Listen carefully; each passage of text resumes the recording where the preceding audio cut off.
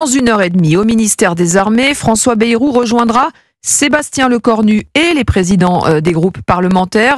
L'objectif, Arthur Delaborde, les informer sur la situation militaire en Ukraine et les menaces pesant sur la France. Effectivement, dans l'esprit du ministre des Armées qui a initié cette réunion avant que François Bayrou ne décide finalement d'y participer, il s'agit d'éclairer les responsables politiques pour ne pas les laisser trop loin des réalités du monde. Ils pourront directement échanger tout à l'heure avec des représentants de l'état-major des armées et des services de renseignement, comme l'explique Sébastien Lecornu sur TF1. Je pense que c'est sain dans une démocratie, qu'on objective un tout petit peu ce qui se passe et surtout qu'on rende à la technique, à l'expertise, ce qui appartient à la technique et à l'expertise. Je vois bien, pour être honnête, quand on parle de la menace russe, quand c'est un politique qui le dit, il y a toujours une petite suspicion.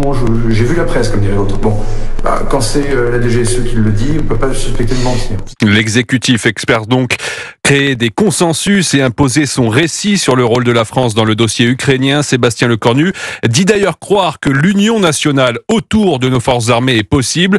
Pour autant, à la sortie d'une réunion du même type organisée il y a 3 semaines autour d'Emmanuel Macron à l'Elysée, les chefs de parti étaient apparus divisés sur des questions majeures comme l'éventuel envoi de troupes en Ukraine.